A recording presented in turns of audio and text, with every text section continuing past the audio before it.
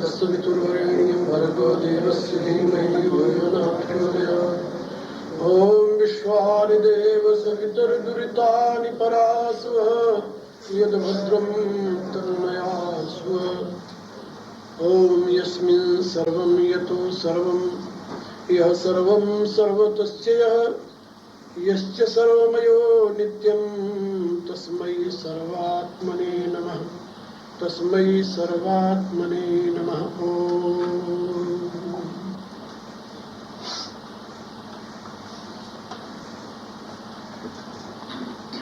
परावर रूप में उपस्थित मेरी प्रिय आत्माओं, करुणा निधान भगवान की करुणा आप सभी के लिए सदैव कल्याणकारिणी हो, यह मेरी आंतरिक शुभकामना।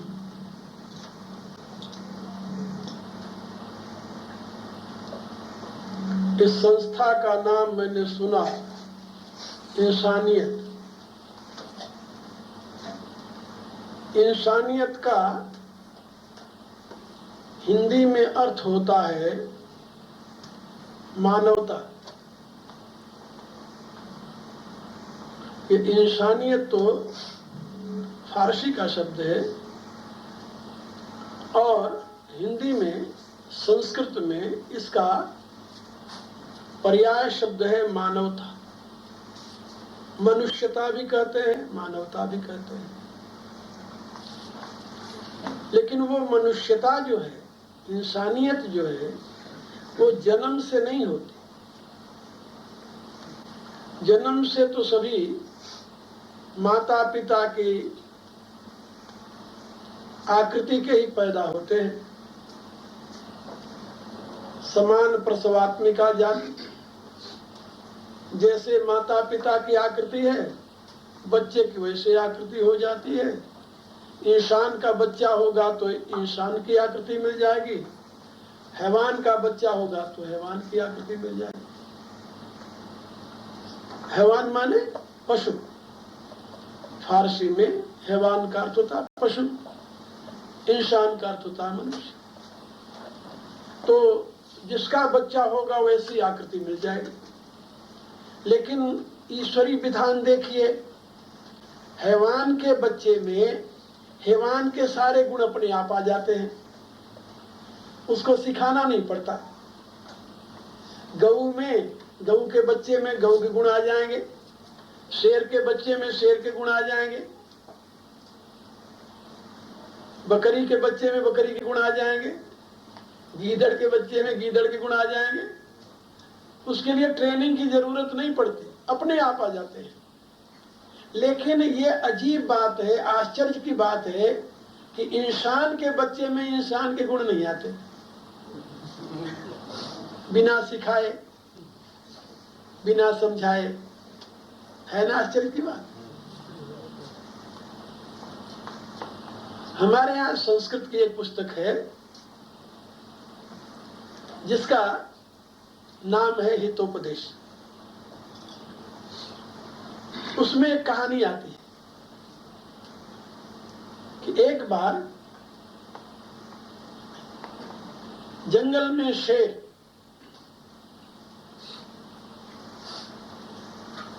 दहाड़ने लगा। शेर की दहाड़ सुनकर के पास में ही गर्भवती गीदड़ी थी, उसका गर्भ गिर गया डर के मारे।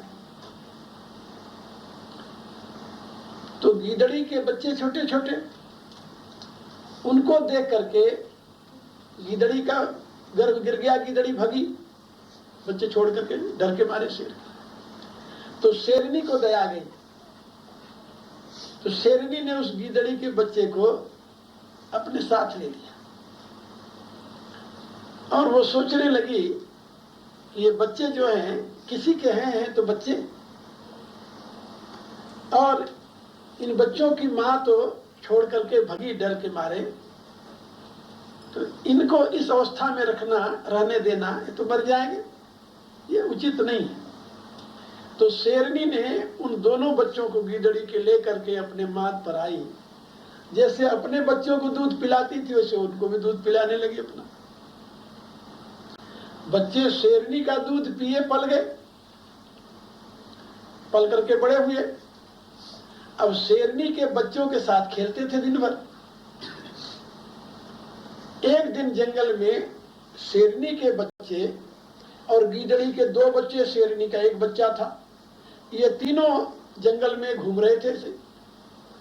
इतने में हाथी आता हुआ दिखाई दिया। हाथी तो हाथी को देखते ही गीदड़ी के बच्चे चिल्लाने लगे, अरे पहाड़ आया, पहाड़ आया, पहाड़ आया।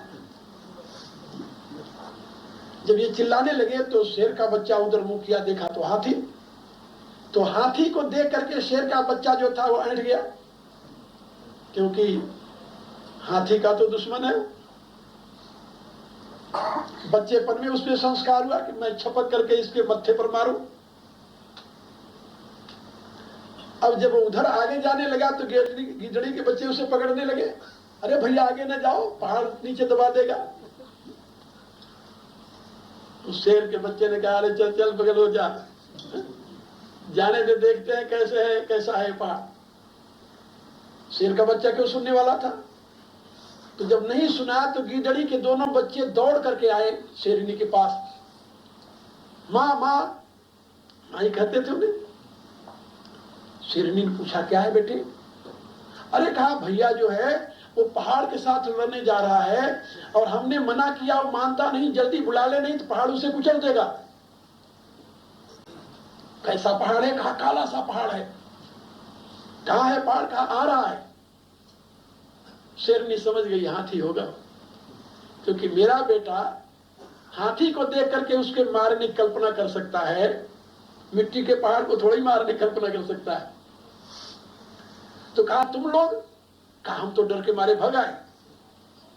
तो संस्कृत का श्लोक है, उसका अर्थ आप लोगों को सुना रहा। शेरनी कहती है, बच्चों दूध तो तुम लोगों ने भी मेरा ही पिया है। दूध तो तुम लोगों ने मेरा ही पिया है, लेकिन काश तुम मेरे से पैदा हुए होते, तब तुम्हें वो हाथी पहाड़ न दिखाई देता। जैसे मेरा बेटा उस हाथी से लड़ने के लिए आगे दौड़ रहा है, ऐसे तुम्हारे में भी साहस होता। क्योंकि दूध तो मैंने पिलाकर तुम्हें जीवन दे दिया, लेकिन वो संस्कार नहीं दे सकी जो मेरे जन्मजात बच्चे में था। कहने का अभिप्राय, हितोपदेश की ये कहानी पढ़ करके ऐसा लगा कि पशुओं में जो संस्कार है वो जन्मजात आता है, लेकिन मनुष्य के बच्चे में ऐसा नहीं है।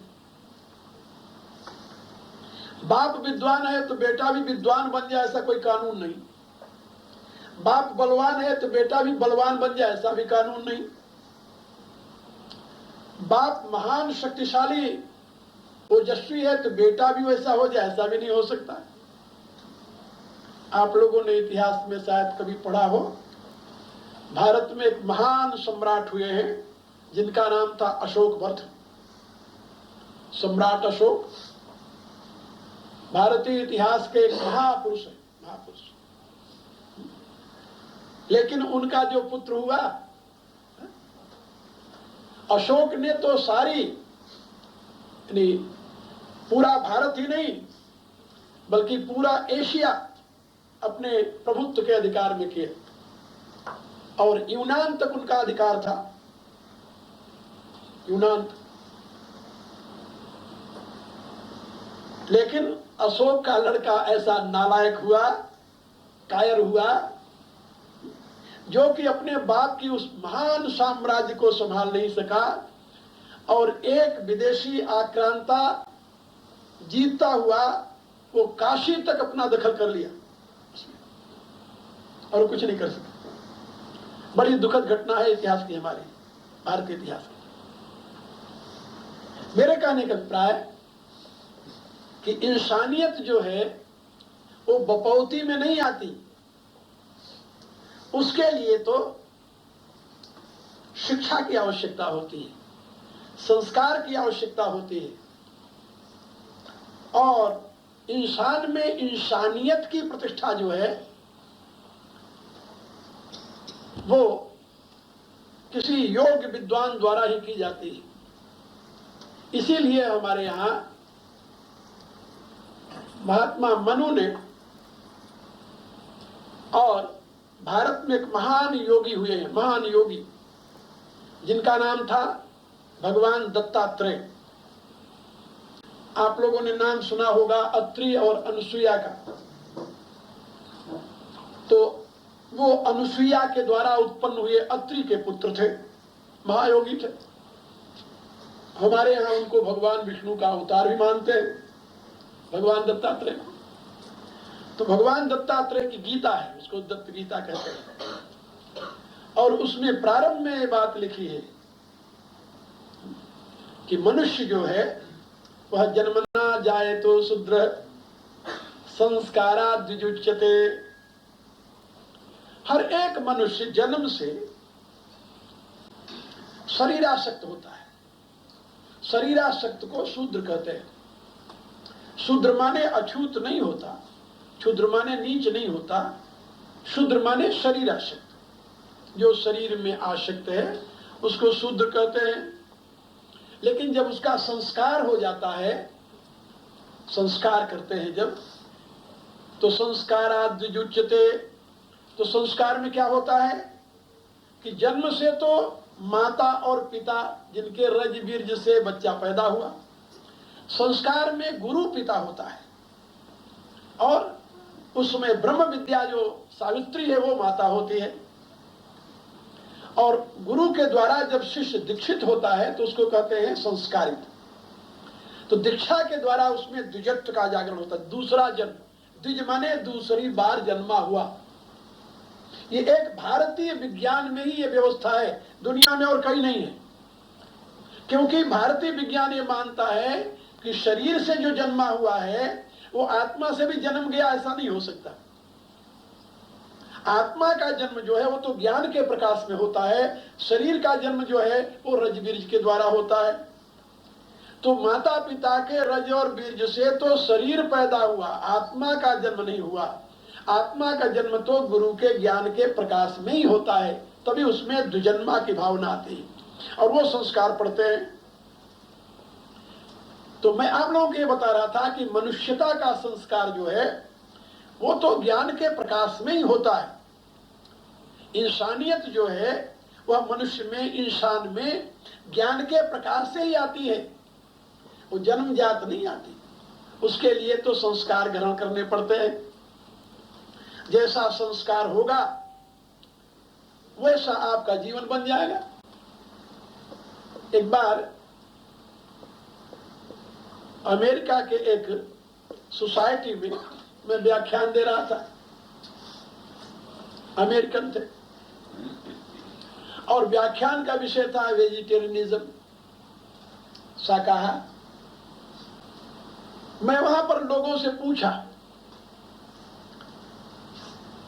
कि भाई मनुष्य जो है वह जन्म से शाकाहारी है या मांसाहारी? जन्म से क्या है?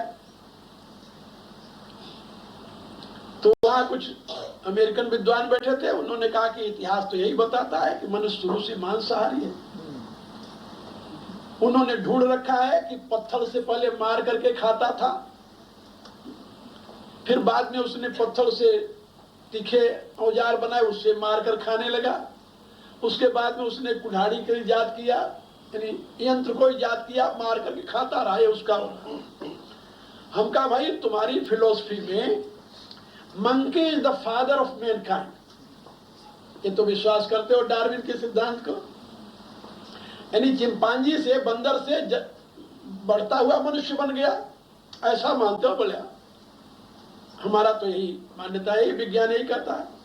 हम कहा बंदरों में कोई ऐसी जाति है जो मांसाहारी हो? जब बाप मांसाहारी नहीं था तो बेटे में मांस खाने की कहां से आदत आ गई? अल्लाह सोचो,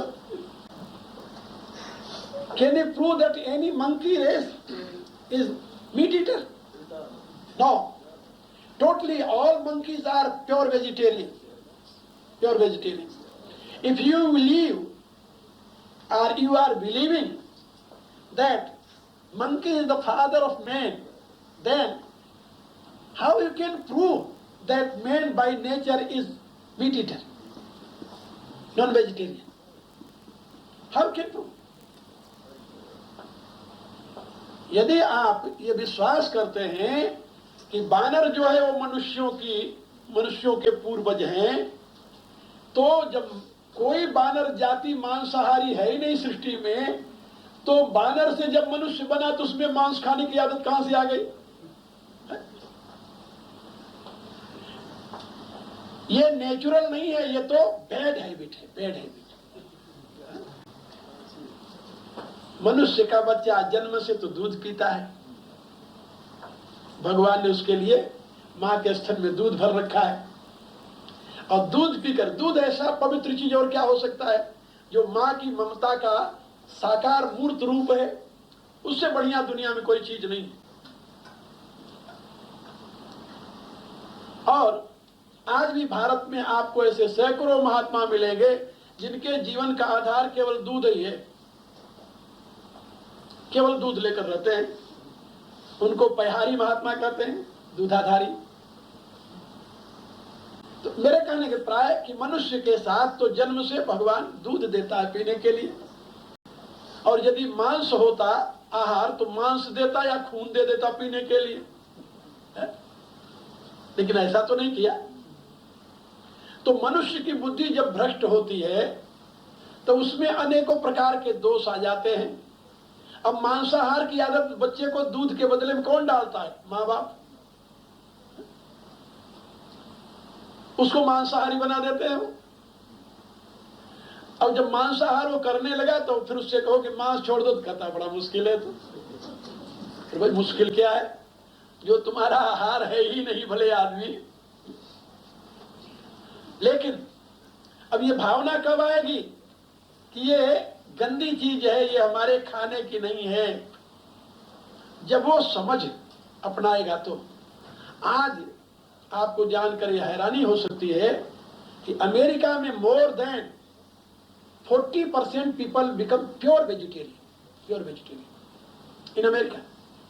and here also in Europe you can see vegetarianism is growing day by day. आपको ये पता होगा। अब तो रातों दिन सर्वत्र इसका प्रचार होने लगा है कि मनुष्य में पशुता का अथवा मनुष्य में आसुरी संस्कारों का मूल बीज मांसाहार है, मांसाहार। अब हमारे यहां सिद्धांत एक बताया गया, बहुत बड़ा सिद्धांत बताया गया। क्या बताया गया? श्रूयताम धर्म सर्वस्वम श्रुत्वा चैवावधार्यताम। भगवान व्यासदेव घोषणा कर रहे हैं कि संपूर्ण धर्मों को सुनो। बड़ी पुस्तकें पढ़ने की जरूरत नहीं है। एक श्लोक में उन्होंने कहा श्रूयताम धर्म सर्वस्वम। धर्म का जो सर्वस्व है, धर्म का जो सार है, जिस्ट ऑफ राइचियसनेस, उसको सुनो मेरे से। और केवल सुनो नहीं, श्रुत्वा चैवावधार्यताम, सुन करके इसे अपने अंतर में धारण करो। क्या है धर्म का सार भाई? तो उन्होंने कहा आत्मना प्रतिकूलानि परेशान न समाचरेत। जो तुम्हारी आत्मा के प्रतिकूल हो वह दूसरे के साथ व्यवहार में मत लाओ। इससे बड़ा और धर्म क्या हो सकता है दुनिया में? मेरे विचार से तो इससे महान धर्म की व्याख्या नहीं हो सकती। दुनिया का कोई भी विद्वान इससे उत्तम धर्म की व्याख्या नहीं कर सकता। आत्मनः प्रतिकूलानि परेशान न समाचरे। अब आपको बहुत सी पोथी पढ़ने की जरूरत नहीं है। फिर जब किसी के साथ व्यवहार करने लगो तो ये हमेशा सोचो कि यही व्यवहार यदि हमारे साथ वो करे तो हमें कैसा लगेगा।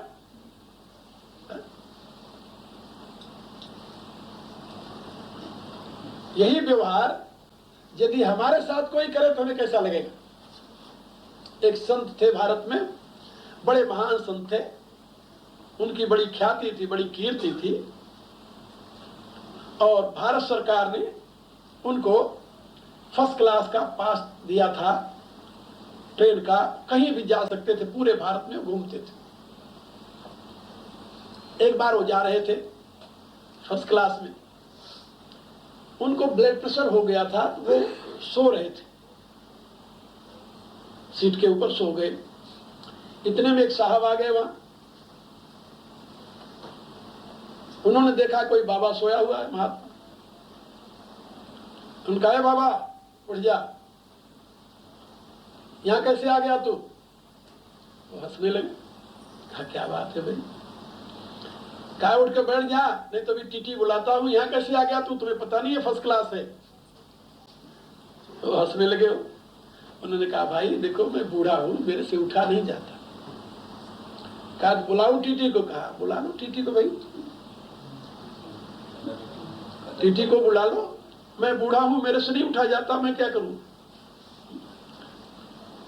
तो उसने टीटी को आवाज दी, टीटी आया, पूछा क्या बात है? अरे कहा कोई देखो बाबा आकर सो गया सीट पर, इसको उठाओ यहां से बाहर करो। टीटी उसकी तरफ देखने लगा, क्या बात है? क्या बात क्या है? हम लोग फर्स्ट क्लास के यात्री हैं, हमें बैठने के लिए सीट नहीं है, बाबा सोया हुआ है। टीटी ने उनको इशारा किया कि बाहर आ जा। वो बाहर गया तो उसके कान में कहता, तुम जानते हो कौन है? उस समय भारत में राष्ट्रपति थे राजेंद्र बाबू, राजेंद्र बाबू राष्ट्रपति थे। तो पूछने लगा कौन है? कहा है राजेंद्र बाबू के गुरुजी हैं। अब वो सुना तो उसका हाथ कांपने लगा, ये तो बड़ी गलती हो गई। तो उन्होंने वो सुन लिए महात्मा जी बाहर अंदर से। उन्होंने कहा अरे भाई साहब यहाँ आओ तुम मेरे पास, मैं तुम्हें बताऊं मैं कौन हूं। वो अंदर आ गए, महाराज क्षमा करना मुझे पता नहीं। कहा नहीं क्षमा की बात नहीं है, तुम ये बताओ मेरे को कि मेरी एज तुम्हारे पिता से ज्यादा है या कम? कहने लगा ज्यादा है। कहा यदि मेरी जगह पर तुम्हारा पिता बीमार होता और ऐसे सीट पर सोया होता और उसके साथ जैसे तुम मेरे से बात करे तो वैसे कोई बात करता, तुम क्या करते उसके साथ? ईमानदारी से बताओ। वो कहता मेरे बाप से कोई ऐसी बात करता मैं तो उसका सर तोड़ देता। कहा तो अब बताओ तुम्हारे साथ कैसा व्यवहार किया जाए, तुम्हारे साथ कैसा व्यवहार किया जाए? कहने लगा गलती होगी। कहा अब देखिए दूसरी बात, आदमी अपने गलती पर तो दूसरे से क्षमा की याचना करना चाहता है और चाहता है कि दूसरा अपने को क्षमा कर दे, लेकिन कहीं दूसरा वैसी गलती कर दे तो वो नहीं चाहता कि मैं उसको क्षमा कर दूं। ये कितनी बड़ी भूल है। तो ये मैं आपको बता रहा था कि जब तो उन्होंने उससे कहा कि भैया मेरे, जब तुम किसी के साथ व्यवहार करो तो इतना तो याद कर लिया करो कि इसके स्थान पर यदि मैं हूं तो मैं क्या करूंगा उस समय। यदि आपको इतना भान रहे हमेशा कि मैं दूसरे के साथ जैसा व्यवहार करूं, कैसा करूं? जैसा कि मैं दूसरे से चाहता हूं। दूसरा मेरे से बेईमानी करे तो हमें प्रिय नहीं है, तो हम दूसरे से बेईमानी क्यों करें? दूसरा हमारा अपमान करे तो हमें प्रिय नहीं है, हम दूसरे का अपमान क्यों करें? दूसरा हमारे दोषों को कहे तो हमें प्रिय नहीं है, तो हम दूसरे के दोषों को क्यों कहें? यानी जो भी बर्ताव हम दूसरे के साथ करते हैं, पहले अपने आप को वहां देखना शुरू करें कि यदि मैं इसके स्थान पर हूं और मेरे साथ यही व्यवहार किया जाए तो मेरा क्या रिएक्शन होगा। इसलिए यदि आप ऐसा निश्चय करके समाज में व्यवहार करेंगे तो कभी आपसे गलती होएगी नहीं, कभी आप बुराई कर नहीं सकते, क्योंकि बुराई दुनिया में किसी को प्रिय नहीं है, किसी को प्रिय नहीं है। आप जिस प्राणी को पकड़ करके, खैर आप तो नहीं पकड़ते, आप तो सड़ी हुई मांस खाते हैं, पता नहीं कब से पैक करके आती है, कहां से आती है, कौन मारता है उसे, सड़ी गली मांस। और जानवरों में, पशुओं पक्षियों में भी वो जानवर वो सड़ी मांस खाता है जो बिल्कुल गिरा हुआ होता है, जैसे गीद है, जेकल है।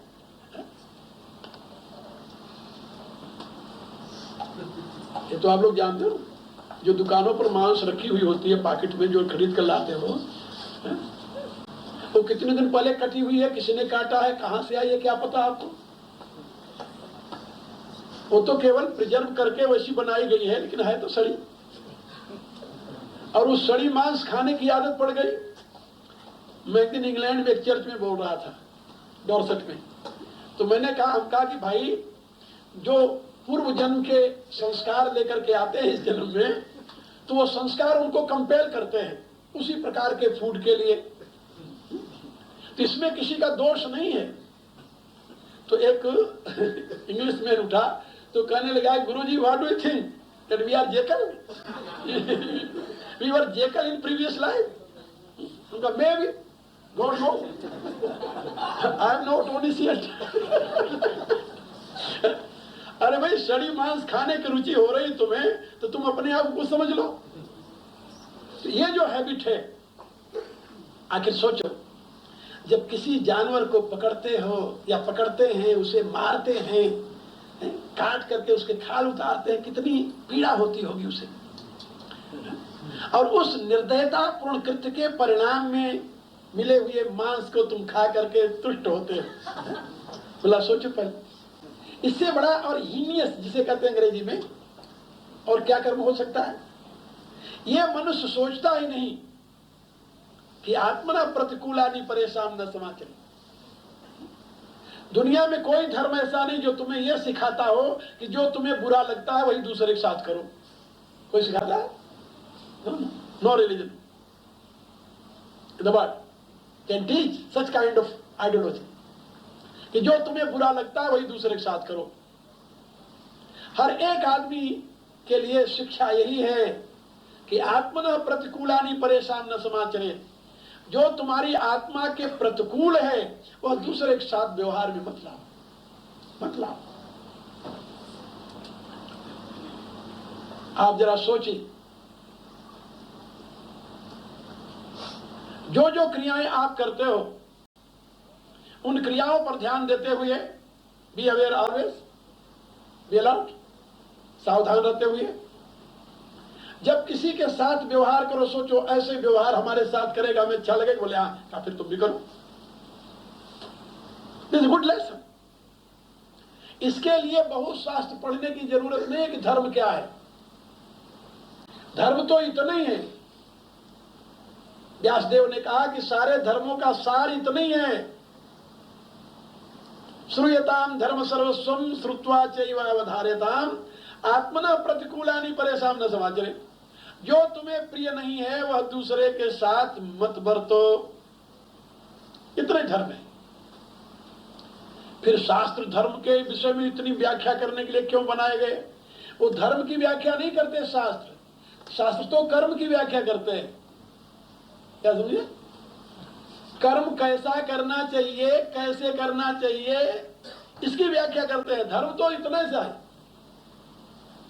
आत्मा के प्रतिकूल आचरण अधर्म है, आत्मा के अनुकूल आचरण धर्म है। अब आत्मा के अनुकूल आचरण करना है, वो कैसे करना है, इसकी व्यवस्था शास्त्र देता है तुम्हें। लेकिन नटशेल, जिष्ट रूप में, सार रूप में धर्म का ही स्वरूप है। और ये समझने के लिए आपको कहीं दूर दौड़ने की जरूरत नहीं है। अपने आप से इंक्वायर कर लिया करो। Try to ask yourself. एक बात, लेकिन जब आत्मा की आवाज सुनाई दे तब ना, आत्मा से तो वही पूछेगा जो अपनी आत्मा के विषय में सजग है। इंद्रियां जब टेम्प्ट करके उसे अपनी तरफ खींच लेती हैं तो उसको फुर्सत नहीं होती कि आत्मा से सलाह ले कि हमें ये करना चाहिए कि नहीं। क्रोध जब उसे कंपेल करता है तो वो पूछने की स्थिति में नहीं होता कि इस समय हमें क्रोध में आकर इसके साथ बुरा व्यवहार करना चाहिए कि नहीं। क्योंकि करई क्रोध जिम धर्म ही दूरी, तुलसीदास जी ने लिखा, खोजत कतहु मिलई नहीं धूरी, करई क्रोध जिम धर्म ही दूरी। का बरसात के दिनों में जब पानी चारों तरफ गिरता है तो ढूंढने पर भी धूल नहीं मिलती कहीं। कैसे नहीं मिलती? कहा जैसे क्रोध आने पर कहीं धर्म नहीं मिलता, दिखाई देता, ढूंढने पर भी धर्म नहीं मिलता। तो जब लोभ ऐसी होता है, काम ऐसे होता है, तब काम क्रोध लोभ मोह ये ऐसे प्रबल तत्व हैं, जब इनकी सवारी होती है तो होश नहीं रहता। सलाह किससे लेगा? कौन लेगा सलाह? सलाह लेने का होश हो तब तो पूछे, क्यों भाई हम जो करने जा रहे हैं वो ठीक है गलत है? होश ही नहीं रहता। का फिर क्या किया जाए? फिर अपने आत्मा से पूछ करके आत्मा के अनुकूल व्यवहार कैसे किया जाए? का इसी के लिए शास्त्रकारों ने बताया कि तुम कुछ उपाय करना शुरू कर दो जिससे तुम्हारे इन शत्रुओं का प्रभाव तुम्हारे पर कम पड़े। ये बिल्कुल तो जाएंगे नहीं, ये याद रखो, बिल्कुल नहीं जाते, पड़े रहते हैं, लेकिन ये तनु हो जाते हैं, मर जाते हैं, निर्बल हो जाते हैं। क्रोध तो महात्माओं को भी आ जाता है, लेकिन वो क्रोध कैसा होता है? कहा पानी की लकीर। पानी में लकीर खिंचाओ तो खिंचाते समय दिखाई देगा लकीर है, लेकिन वहां है लकीर नहीं। उनसे जो दूसरे श्रेणी के साधक हैं उनको भी क्रोध आ जाता है, लेकिन उनका क्रोध कैसा होता है? कहा बालू की लकीर। जैसे बालू पर लकीर खींच दो तो थोड़ी देर तक रहेगी, जहां हवा चला था अपने आप खत्म हो जाती है। लेकिन जो सही में न सज्जन है न सज्जनता की साधना में लगा हुआ है, उसका क्रोध कैसा होता है? कहा पत्थर की लकीर। टूट जाए लेकिन मिटे नहीं हो, ये स्थिति होती है। तो क्रोध तो जड़ से नहीं जाएगा, पानी की लकीर ऐसा तो आ जाएगा, लेकिन आया और गया।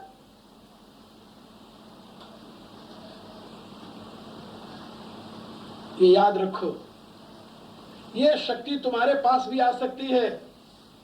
जैसे क्रोध की स्थिति, ऐसे काम की स्थिति, ऐसे लोभ की स्थिति, ऐसे मोह की स्थिति है। ये जो 6 शत्रु हैं, काम क्रोध लोभ मोह मद और मत्सर, इन 6 की स्थिति ऐसे ही एक सी है। शरीर रहते हुए शरीर के विकार हैं, आ जाएंगे, लेकिन आएंगे और तुरंत चले जाएंगे। सज्जन के पास आते हैं, आकर चले गए। सज्जन देखता रहता, मुस्कुराता रहता, ठीक है जाओ, तुम भी पास कर जाओ भाई, पास हो, चले जाओ बगल से। और दुर्जन के साथ पास जब आते हैं तो उसी को फंसा देते वहीं पे, वो उसी में लग जाता है। इसलिए फिर सज्जन बनने की कोशिश करनी चाहिए। बोले आप कोशिश करो, जो अपने बस में है उसको तुम करो, जो तुम्हारे बस में नहीं है उसकी चिंता मत करो। ये गीता का सार है, सार। जो तुम्हारे बस में है, तुम्हारे अधिकार में, वो तो तुम करो। जो तुम्हारे अधिकार में नहीं है उसकी चिंता तुम मत करो। तुम्हारे अधिकार में क्या है? भूख लगना तुम्हारे अधिकार में क्या है? ना ना, बिल्कुल नहीं है। जिसको भूख नहीं लगती डॉक्टर के यहाँ दौड़ता रहता है, डॉक्टर साहब भूख नहीं लगती, वो कहता अमुक दवा ले लो, अमुक दवा ले लो, दवा खाने पर भूख नहीं लगती, अब क्या करें? तो भूख लगना तुम्हारे अधिकार में नहीं है, वो तो नेचर का काम है, नेचर। यदि तुम्हारा स्वास्थ्य ठीक है तो भूख लगेगी। भूख नहीं लगती इसका अभिप्राय कोई रोग है, उस रोग को दूर करो, भूख लगेगी। अब भूख लगने पर क्या खाना चाहिए यह तुम्हारे अधिकार में है। भूख नेचुरल है, लेकिन भूख लगने पर क्या खाना चाहिए किसके अधिकार में है? तुम्हारे। जो चाहो तुम खा सकते हो, स्वतंत्र हो। दुनिया की कोई शक्ति तुम्हें कंपेल नहीं कर सकती, ये खाओ तो। हमारे यहाँ एक कहावत है, वो कहावत आप लोगों के यहाँ भी शायद प्रचलित होगी। आप रुचि भोजन पराया रुचि श्रृंगार। आप कपड़े कैसे पहनो? कहा जो समाज को अच्छा लगे। कहा भोजन कैसा करो? जो अपने को अच्छा लगे। कपड़े वो पहनो जो समाज में अच्छा लगे, और भोजन वो करो जो अपने को अच्छा लगे।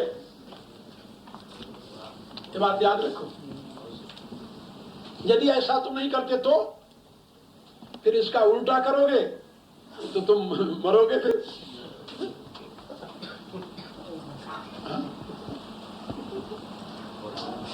लेकिन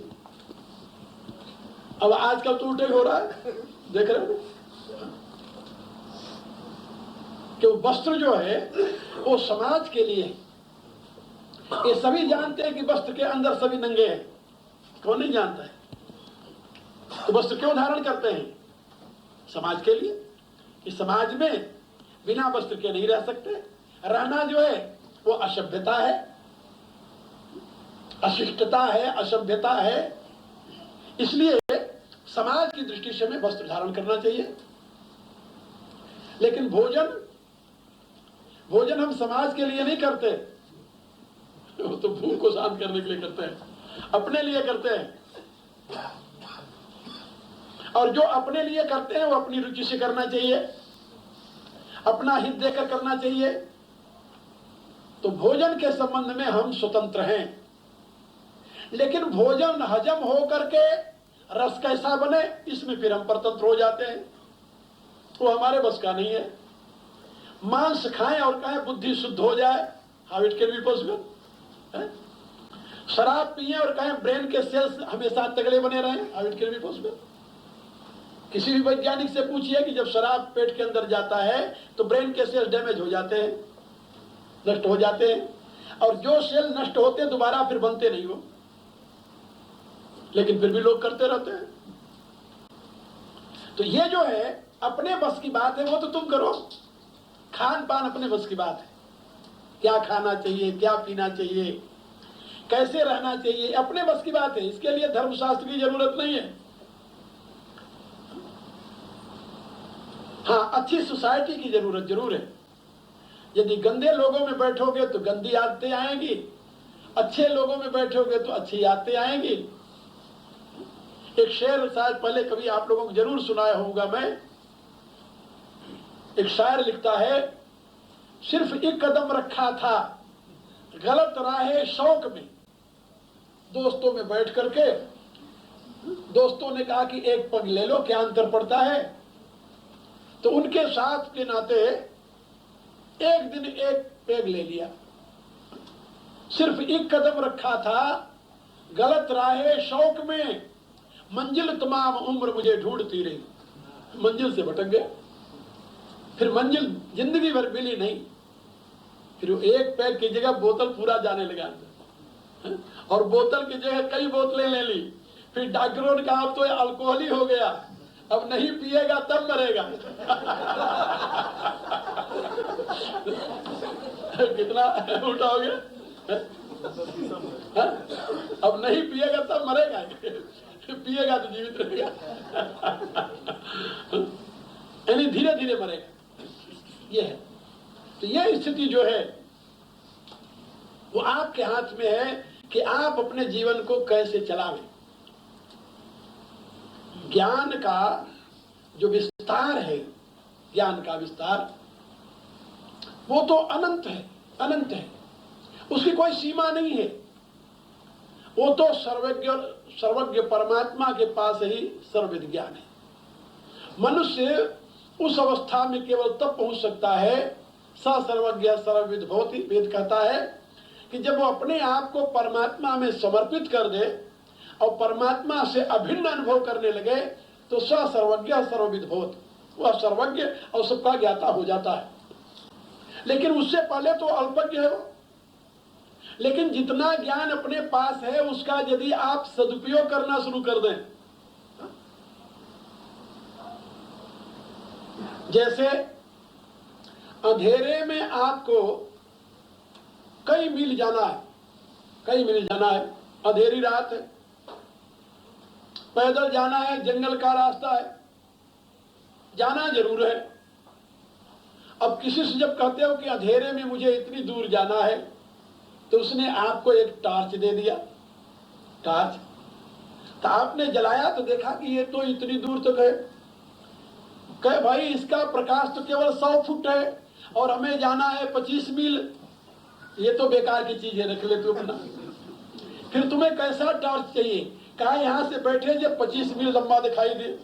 अरे कहा मूर्ख, ऐसे टॉर्च न कभी बनेगी न तुम्हें मिलेगी न तुम लेकर जाओगे। लेकिन हाँ, जो टॉर्च तुम्हारे हाथ में है यदि उसको लेकर चलो तो 25 मील नहीं, तुम 50 मील का अंधेरा दूर कर लोगे, 1000 मील का अंधेरा दूर कर लोगे।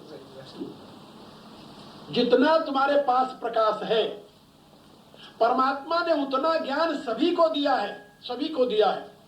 जितने ज्ञान से उसका कल्याण हो सकता है, जितने ज्ञान का सदुपयोग करके वो महाज्ञानी बन सकता है, उतना ज्ञान सबको दिया है। लेकिन दुर्भाग्य ये है कि जो जानत मानत नहीं, मानत करत सुनाई, सुख चाहत जग बावरे। दुनिया में ऐसी स्थिति है, जो जानत मानत नहीं, मानत करत न कोई, सुख चाहत जग बावरे सो कहू कहीं भी दियो। जितना जानते हैं उतना मानने के लिए तैयार नहीं है, और जितना मानते हैं उतना करने के लिए तैयार नहीं है, और चाहते हैं सुख हमें मिल जाए। वो कैसे हो सकता है भाई?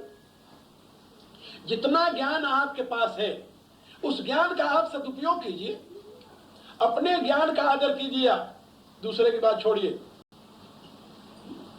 जो व्यक्ति अपने ज्ञान का आदर नहीं करता, सत्कार नहीं करता, वो व्यक्ति दूसरे के ज्ञान का अधिकारी नहीं होता।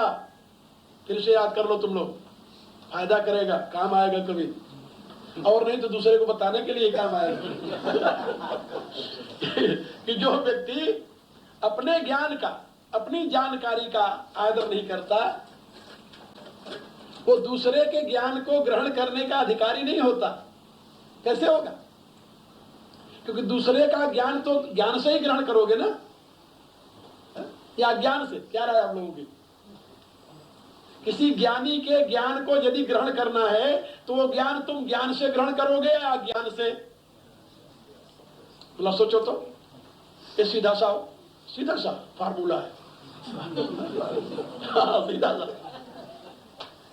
हम जो यहाँ व्याख्यान दे रहे हैं और आप लोग सुन रहे हो, तो हमारे व्याख्यान को आप लोग ज्ञान से समझ रहे हो या अज्ञान से समझ रहे हो? सोचो पहले। ज्ञान से ना। यदि आप लोगों को ज्ञान न होता कि मेरा ज्ञान तो आपके लिए व्यर्थ था। आपको हमारी भाषा का ज्ञान है, इसलिए हम जो कर रहे हैं उसको आप समझ रहे हो, अपने ज्ञान से उसको ग्रहण कर रहे हो। और यदि हमारी भाषा का ज्ञान आपको ना होता तो फिर आप क्या करते? समझते ही नहीं, और न समझते न ग्रहण करते। तो ज्ञान से ही ज्ञान प्राप्त किया जाता है, अज्ञान से ज्ञान नहीं प्राप्त होता कभी, याद रखना। प्रकाश से ही प्रकाश देखा जाता है, अंधकार से प्रकाश नहीं देखा जाता। प्रकाश से अंधकार, प्रकाश दोनों देखा जाता है। अच्छा, आप अंधेरा देखते हो किसके द्वारा देखते हो? अंधेरे के द्वारा या प्रकाश के द्वारा? सोचो पहले।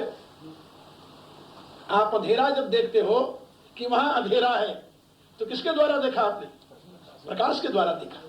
यदि आपके नेत्रों में प्रकाश न हो तो आपको जो रात में अंधेरा क्या दिखाई दे, दिन में अंधेरा दिखाई देने लगे। तो मेरे कहने के प्राय कि ज्ञान के द्वारा ज्ञान ग्रहण किया जाता है, ज्ञान के द्वारा ज्ञान की वृद्धि होती है, ज्ञान के द्वारा ही ज्ञान प्राप्त किया जाता है। और जितना ज्ञान ज्ञान के लिए चाहिए उतना ज्ञान परमात्मा के दिव्य विधान में सबके पास है। संत कबीर कहते हैं, लाल लाल सब कोई कहे, सबके पल्ले लाल, लालन की पारिख नहीं आते भयो कंगाल। लाल सबके पास है, यानी वो ज्ञान सबके पास है। कोई ऐसा नहीं जिसके पास वो ज्ञान न हो, लेकिन उस ज्ञान का आप स्वयं आदर नहीं करते, अपने जाने हुए का आप सम्मान नहीं करते, मानते नहीं उसे, तो ज्ञान बेचारा क्या करेगा? ज्ञान तो आपके सत्कार पर अवलंबित है। जितना आप जानते हो उसकी इज्जत करो, अपने जाने हुए का सम्मान करो, आप आदर करो, आप उसको अपने जीवन में प्रतिष्ठित करने की कोशिश करो आप, तो आप देख लेंगे थोड़े ही दिनों में आपका जीवन डिवाइन हो जाएगा। और फिर आप कहेंगे कि था तो बावरा लेकिन बड़े ज्ञान की बात बता गया। यदि आप अपने ज्ञान का आदर करेंगे तो, और नहीं तो पठंत चतुरा वेदा, क्या लिखा नीतिकार ने, से इतिहास पुराण का आत्मानम नैव जानन्ति दरवी पाकर संयथा। क्या कहा चारों वेद पढ़ लिया, पुराण पढ़ लिया, शास्त्र पढ़ लिया, सब पढ़ लिया, लेकिन अपने पढ़े हुए आत्मा का आदर नहीं किया, आत्मा को नहीं समझा, तो सारी पढ़ाई कैसी हुई जानते हो? कहा दरवी पाक रसम यथा। देवियां भोजन बनाती हैं अनेक प्रकार के, और जितने प्रकार की भोजन बनाती है सब वो करछी जो है, करछी, दरवी माने संस्कृत में दरवी करछी को कहते हैं। करछी की जगह कलछुली हो, कलछुली, वही कलछुलिया। जो खीर बनाओ तो उहू में वो घोटा था, सब्जी बनाओ तो उहू में जाता, हलवा बनाओ तो उहू में जाए, बखीर बनाओ उहू जाए, दाल चढ़ाओ उहू में जाए। वो करछुलिया सब जगह घूमा था। उसे पूछा कैसन स्वाद रहल, क्या बतायू? उस करछुली के कौनो स्वाद का पता होता? तो ऐसे तुहार जीव रूपी करछुल सारे शास्त्रों में घूम गई, सब पढ़ डाला, लेकिन पूछा अर्थ क्या समझ में आया? कहते कुछ ना।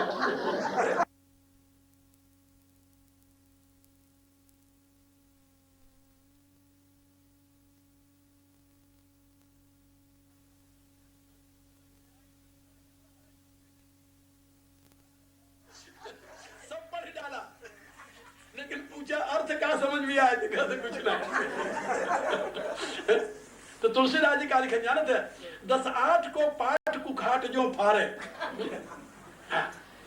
का 18 पुराणों का पाठ जो था वो जैसे कुकाठ माने कीकर का बबूल की लकड़ी फाड़ी जाती है दनादन, वैसे जीव से पन्ने पलटते पलटते से फाड़। तो मैं आप लोगों को बता रहा था कि जितना ज्ञान है, जितना उसका आदर कीजिए। जितना आप जानते हो नियम ले लो कि जितना मैं जानता हूं उसका मैं उसकी उपेक्षा नहीं करूंगा, उसका सत्कार करूंगा। याद रखो, जो अपने ज्ञान का आदर नहीं करता वो कभी दूसरे ज्ञान का आदर नहीं करता। जो अपनी रिस्पेक्ट करना नहीं जानता वो दूसरे क्या रिस्पेक्ट करेगा? हा? कर सकता है क्या? कभी नहीं कर सकता। जो अपनी रिस्पेक्ट नहीं करता वह कभी दूसरे की रिस्पेक्ट नहीं करेगा, क्योंकि वो ये जानता ही नहीं कि यदि मैं दूसरे की रिस्पेक्ट नहीं करूंगा तो मेरी रिस्पेक्ट नहीं होगी। तो दूसरे की डिसरिस्पेक्ट करके वो अपनी रिस्पेक्ट खराब करता है बेचारा, लेकिन वो अज्ञानी है, अपनी रिस्पेक्ट नहीं करता। यदि आपको अपनी रिस्पेक्ट करनी है तो दूसरे की रिस्पेक्ट करना सीखो, क्योंकि जब दूसरे की रिस्पेक्ट करोगे तो वो तुम्हारा रिस्पेक्ट करेगा। दूसरे का आदर करने का परिणाम क्या होता है कि दूसरा तुम्हारा आदर करता है। यदि तुम अपना आदर करना चाहते हो तो दूसरे का आदर करो। याद रखो, अपनी इज्जत चाहते हो दूसरे की इज्जत करो, अपना सम्मान चाहते हो दूसरे का सम्मान करो। जब आप किसी से कहेंगे कि अरे आप बैठिए बैठे, वो कहेगा कि नहीं नहीं आप बैठिए जी, आप क्यों बैठे, आप खड़े हो, आप बैठ जाइए।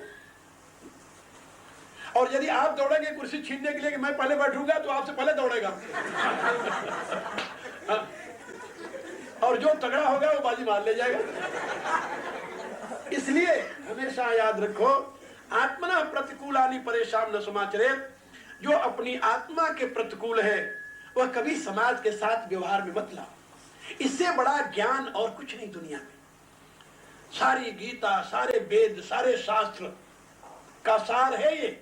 और ये मेरी कहानी नहीं है, मेरी विचारधारा नहीं, ये भगवान व्यास देव ने अपने पूरे शास्त्रों के लिखने के पश्चात ये घोषणा की है, श्रूयताम धर्म सर्वस्वम श्रुत्वा चैवावधार्यताम आत्मना प्रतिकूलानि परेशान न समाचरेत। इससे बढ़िया सीख कुछ नहीं हो सकती।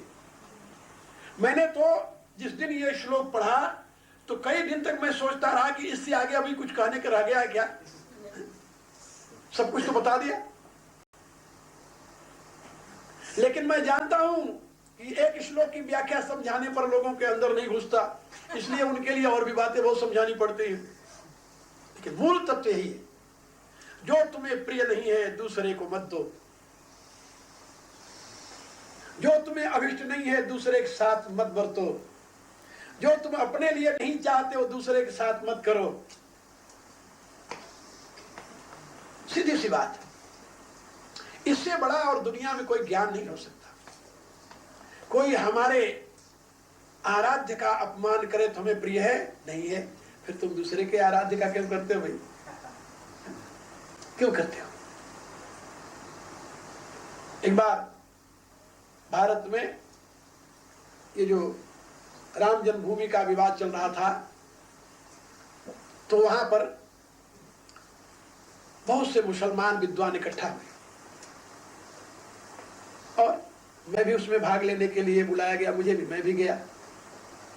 वहां पर चर्चा होने लगी। मैं भारत के मुसलमान विद्वानों से पूछा, हम कहा कि आप ये बताइए, यदि आपके मक्के के मस्जिद को कोई तोड़ करके, मक्के की मस्जिद को कोई तोड़ करके और वहां अपनी चर्च खड़ी कर दे या मंदिर खड़ी कर दे या गुरुद्वारा बना दे, तो आपको कैसा लगेगा?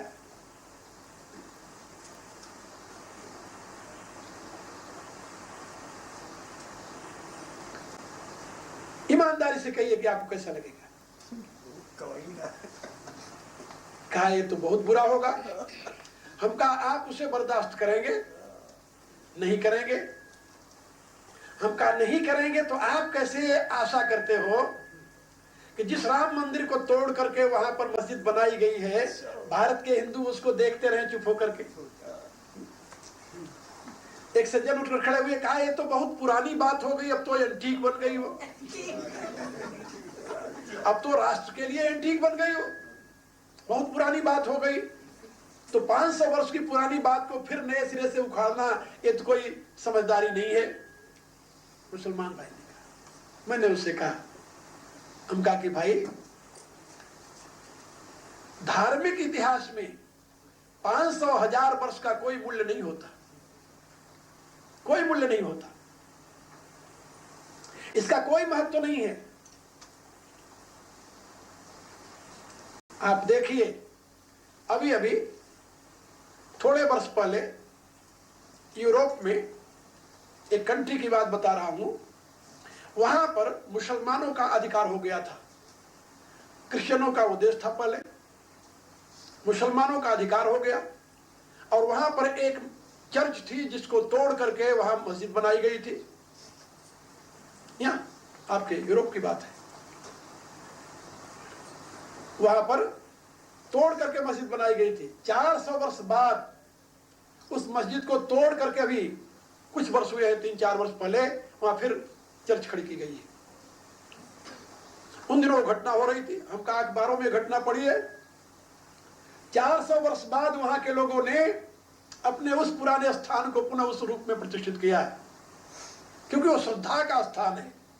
किसी का मकान नहीं था कि आज गिर गया तो कल दूसरा बन जाएगा, क्यों इसके लिए रो रहे हो? यहां नहीं बनाए तो वहां बना लो, क्या अंतर पड़ता है?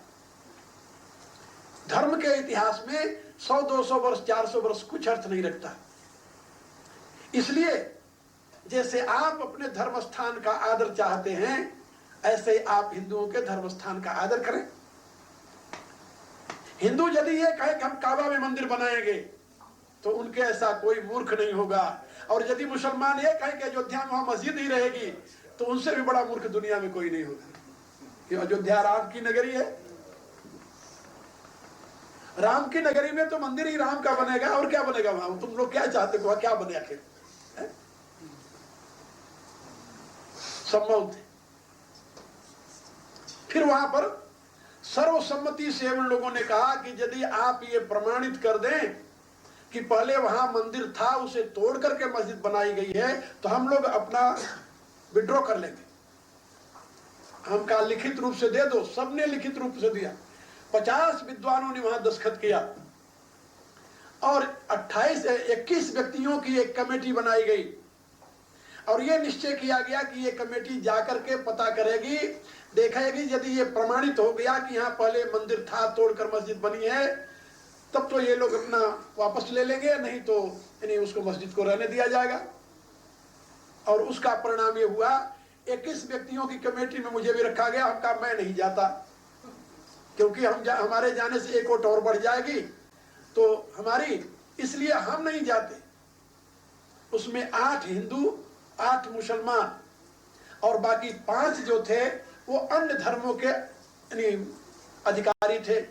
उसमें एक सिख, एक जैन, एक बौद्ध, एक पारसी और एक क्रिश्चियन, ये 5 और लिए गए। और ये 21 में से 8 में से हिंदुओं में से मैं नहीं गया, और एक और स्वामी सत्यमित्रानंद जी है, वो भी नहीं गए उसमें। हम 2 अलग हो गए कि हम दोनों नहीं जाएंगे, भाई आप सबको ले जाकर दिखाओ। और बाकी लोग गए, उसमें जैनी, बौद्ध, सिख और पारसी और क्या बोलते हैं ये क्रिश्चियन, ये 5 गए। और सबने वहां जाते देखा और कहा कि यार तुम लोग अंधे हुए हो, बोला सोचे ये मंदिर नहीं तो और क्या हो सकता है यहाँ। जब उन्होंने फैसला अपना दिया तो जो दिल्ली जामा मस्जिद का है अब्दुल्ला बुखारी, जिसने पहले दस्तखत किया था, उसने कहा कि ये जो कमेटी है इसको मैं मानता ही नहीं। खत्म हो गई बात सब। और उसका परिणाम जो हुआ होना था हुआ। तो मैं आप लोगों को ये बता रहा था कि हम अपने व्यवहार में ऐसा कभी नहीं सोचते कि यदि ऐसा ही मेरे साथ किया जाए तो हमारा क्या रिएक्शन होगा। हमें सोचते हैं कि हमें दूसरे के साथ अन्याय करने का अधिकार है, लेकिन दूसरे को मेरे साथ नहीं है। ये हमारी यानी मान्यता है, और यही मान्यता हमारे में आसुरी संस्कार जागृत करती है। आसुरी संस्कार गीता के प्रारंभ में 2 महापुरुषों का जीवन है, 2 महापुरुषों का। मैं महापुरुष इसलिए कह रहा हूं कि वो भी अपने अपने डिपार्टमेंट का महान है, क्या उसका नाम दुर्योधन ही क्यों न हो। हाँ, अपने डिपार्टमेंट का सरगना है ना। तो एक दुर्योधन है और दूसरा अर्जुन। पांडव पक्ष का अर्जुन है और कौरव पक्ष का दुर्योधन है। दुर्योधन कहता है अन्य च वह सूरा मदर्थे त्यक्त जीविता नाना शस्त्र प्रहरणास्त्र विशारदा। कहता है गुरुदेव हमारी सेना में बहुत से सूरवीर हैं जो मेरे लिए मरेंगे, मेरे लिए कमाएगी दुनिया खाएंगे। मेरे लिए मरेंगे। मदर्थे त्यक्त जीविता। और अर्जुन जब देखता है सेनाओं को तो क्या कहता है, एषाम अर्थे कांक्षितम नो राज्यम भोगा सुखानि च ते इमे अवस्थिता युद्धे प्राणांस त्यक्त्वा धनानि च। कहता है प्रभु अपने गुरु से, वो जैसे अपने गुरु के पास गया वैसे वो भी अपने गुरु से कह रहा है कि हे प्रभु मैं अपने लिए तो कुछ नहीं चाहता, जिनके लिए मुझे राज्य चाहिए, जिनके लिए हमें सुख चाहिए, जिनके लिए हमें भोग चाहिए, वो तो सब यहाँ मरने के लिए खड़े हुए हैं, इसलिए मैं क्या करूंगा लड़ करके। मुझे अपने लिए कुछ नहीं चाहिए। अपने लिए कुछ चाहिए बोले हाँ क्या चाहिए, कहा श्रेयो भक्तुम भक्षमपि लोके। हम कल्याण इसी में देखते हैं, श्रेयो भक्तुम भक्षमपि लोके। इस लोक में भिक्षा मांग करके जीवन बिताना, इसी में अपना कल्याण समझते हैं। यानी हमारे लिए तो भिक्षा की 4 रोटियां बहुत हैं, हमें जो सुख वैभव चाहिए वो तो समाज के लिए चाहिए। अर्जुन ये सोचता है। और दुर्योधन क्या सोचता है कि ये सब समाज जो मेहनत कर रहा है सबका परिणाम हमें लेना चाहिए। तो जो अपने जीवन को दूसरे के लिए समर्पित करता है उसे कहते हैं देवता, भगवान। अर्जुन को क्या कहते हैं, मास्या संपदम देवी मभिजात से पांडव।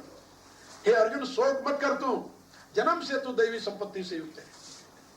तो जो दूसरे के लिए अपनी शक्ति का समर्पण करता है वो देवता है, और जो दूसरे की शक्ति का अपने लिए सपन चाहता है वो असुर है। इसलिए आप लोग आज के इस सत्संग से यही दृष्टि साथ लेकर के जाएं कि आत्मना प्रतिकूलानि परेशान न समाचार। यदि कोई आपका शोषण करना चाहे तो आपको कैसा लगेगा, बुरा लगेगा ना। आप किसी का शोषण करने की कोशिश न करें। आपके साथ गलत व्यवहार करे आपको बुरा लगेगा, आप किसी के साथ गलत व्यवहार न करें। आप किसी की मांस को निकालते हैं तो ये सोचें कि यदि मेरी मांस कोई निकाल कर खाए तो कैसा लगेगा। ऐसे ही आत्मा उस पशु में भी तो है, पक्षी में भी तो है, जिनको भून करके खा जाते हो, पता ही नहीं चलता, स्वाद लेते रहते हो। और याद रखो, एक बात और कह करके मैं अपने वाणी को विराम दे रहा हूं कि यदि किसी मां का प्यार चाहिए तो उसके बच्चे को प्यार करो, बच्चे को प्यार करो। अपने बच्चे को प्यार करते देख करके मां का हृदय द्रवित हो जाता है। अपने बच्चे को प्यार करते देख करके, अभी देखा ना उस दिन बैताल के उसमें एक सर्पिणी जो काटने के लिए तत्पर थी और देखा उसके बच्चे सर्पिणी के बच्चे को दूध पिला रहे हैं, उसने आइडिया छोड़ दिया काटना।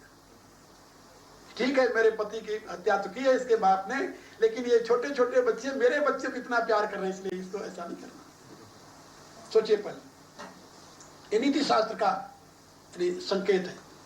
तो मैं आप लोगों को बता रहा था कि यदि किसी के प्यार को आप चाहते हैं तो उसके छोटे बच्चों को प्यार करना सीखें। यदि परमात्मा की कृपा चाहते हैं तो परमात्मा के द्वारा उत्पन्न हुए उनके सारे संतानों को, सारे बच्चों को प्यार करना सीखें। ये संसार जो है ये विराट पुरुष की अभिव्यक्ति है, और यहाँ जितने जीव हैं भगवान ने कहा ये सब मेरी संतान है, सब मेरे बच्चे हैं। और सज्ञ बच्चे की अपेक्षा अबोध बच्चे पर माँ का ज्यादा प्यार होता है। तो आप ये जितने पशु पक्षी आप देख रहे हो, ये सब परमात्मा की संतति है, उसी की अभिव्यक्ति है। अपने जीवा के स्वाद के लिए जब आप उनका वध करते हैं, उनका शोषण करते हैं, उनके मांस को पकाकर भून कर खाते हैं, तो याद रखिए वो पिता तुम्हारे ऊपर कभी दयावान नहीं हो सकता। इसलिए आत्मना प्रतिकूलानि परेशान न समाचरे, आज का ही संदेश है मेरा, इसको हृदय में धारण कीजिए। कल मैं न्यूखन जाऊंगा, न्यू मेखन नहीं मेखन वहां कार्यक्रम है। और परसों आप लोग जानते हो